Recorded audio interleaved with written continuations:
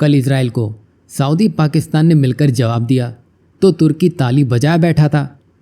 वहीं आज इजराइल ने अपना कार्गो सीधा साइप्रस पहुंचा दिया, जिससे एर्दोगान की हंसी गायब हो चुकी है।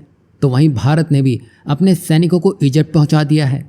उन्होंने साइप्रस के पैराट्रूपर्स के साथ मिलकर एक मेगा एक्सरसाइज की है। अपडेट्स पर ध्यान दें तो रूस यूक्रेन का युद्ध तो चल ही रहा है, साथ ही साथ मिडिल ईस्ट में माहौल गर्म होता दिखाई दे रहा है। कल ही आपने देखा होगा पाकिस्तान और सऊदी अरब की डील हुई, और आज ये खबर आती है कि बराक MX सिस्टम जो इजराइल से चला था साइप्रस पहुंच चुका है। बता दें कि ये उसकी फाइनल शिपमेंट थी जो साइप्रस डिलीवर हो चुकी है।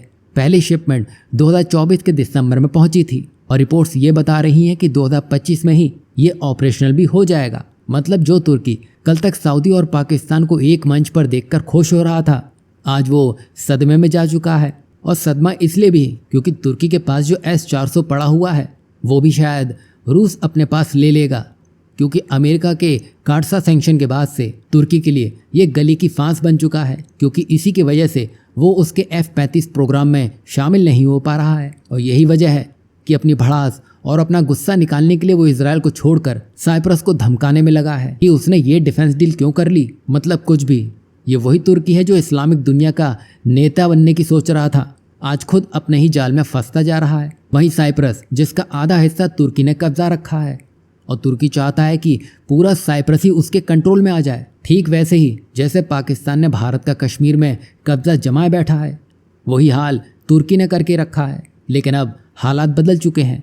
साइप्रस ओपनली इजराइल से डिफेंस सिस्टम खरीद रहा है। बता दें कि पहले ऐसे ही साइप्रस ने रूसी S-300 लेने का मन बनाया था, लेकिन तुर्की के हस्तक्षेप के चलते वो रूसी S-300 नहीं ले पाया था। लेकिन इस बार साइप्रस रुका नहीं है, उसने अपनी डील पूरी कर ली है, क्योंकि इस बार भारत भी उसके साथ खड़ा है और उसने भी ठान लिया है कि वो इन धमकियों से अब डरेगा नहीं। एक तो तुर्की के एर्दोगान अपने ही देश में चल रही अस्थिरता से परेशान है, और अब तो साइप्रस भी उसके सामने दीवार बनकर खड़ा हो चुका है। यही नहीं, साइप्रस तक तो ठीक है, भारत भी अब इससे जुड़ता दिखाई दे रहा है। जहां आपको याद ही होगा PM मोदी ने हाल ही में साइप्रस का दौरा किया था, जहां PM मोदी ने साइप्रस की धरती से तुर्की ही नहीं बल्कि पाकिस्तान को भी संदेश दिया था जो भारत विरोधी ताकतों को समर्थन देगा, अब उसे बर्दाश्त नहीं किया जाएगा। और इसी के बाद भारत और साइप्रस के रिश्ते और भी मजबूत होते दिखाई दिए हैं।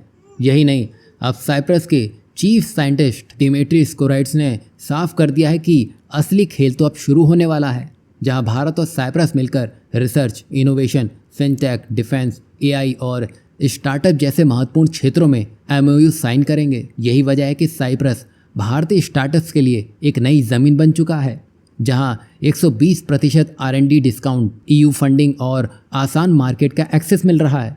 यही नहीं, अब रिपोर्ट्स ये भी कह रही हैं कि दोनों देश एक बड़ी डिफेंस डील को भी जल्दी फाइनल करते नजर आएंगे। मतलब एक तरफ से इजराइल साइप्रस की ढाल बन रहा है, तो दूसरी तरफ भारत उसको अंदर से मजबूत करने में लगा है।